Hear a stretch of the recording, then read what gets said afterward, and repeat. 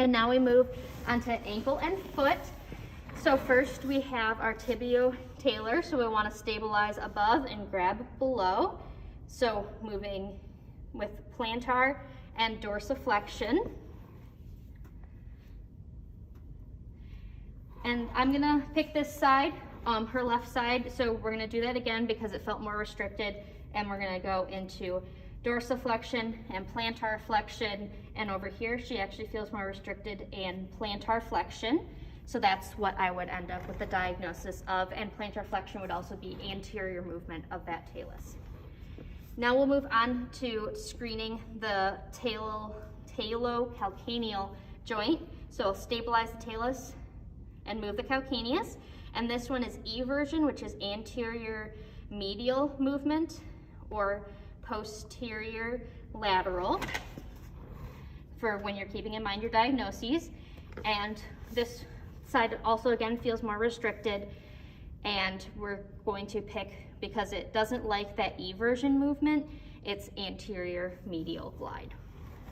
Now for our intertarsal joints, you can either feel palpatorally, which bone theoretically sticks more out on the bottom, or you can do a little bit of your own inversion, eversion on each side, making sure you're feeling both feet before you decide.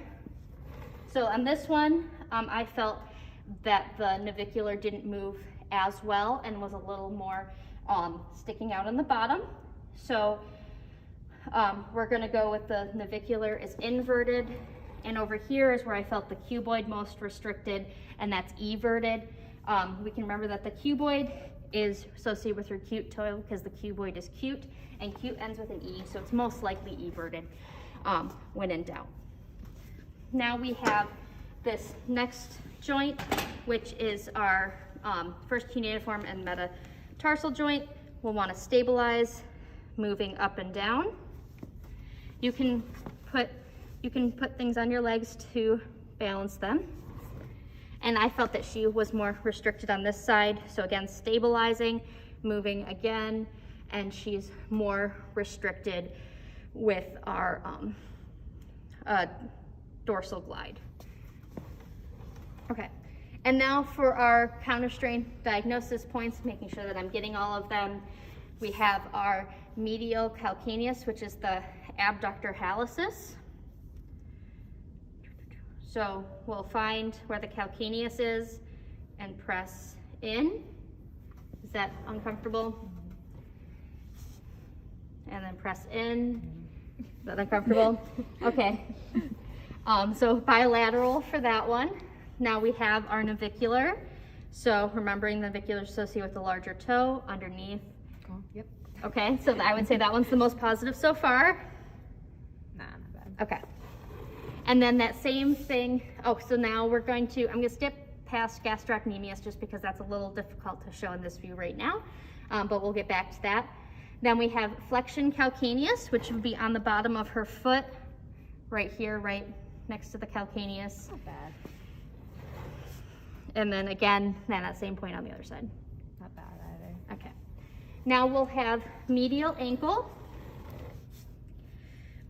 which we're going to palpate along, and there's like a little dip right here. Is that uncomfortable? Decently. Okay. I'm still thinking I like that navicular the best if I was gonna have to pick one to treat right now, and then that same position over here. Not bad.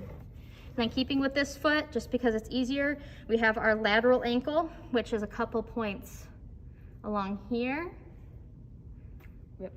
Okay, so I would let my grader know that it's the most anterior part. And then again, moving along that same position, trying to get in those same points as the other side. Not bad. And it's not bad on her right-hand side. Okay, so then for the gastroc, you can have your patient lay down, but I just want to make sure that you can see. So it's extension ankle, but remember it's bilateral, and I'll show on both sides, where we want up here, and then in here, and then remember you also have some down here as well, making sure you're getting in those bottom attachments of the gastroc. And now you can see the medial side a little better, getting in that muscle body, push in,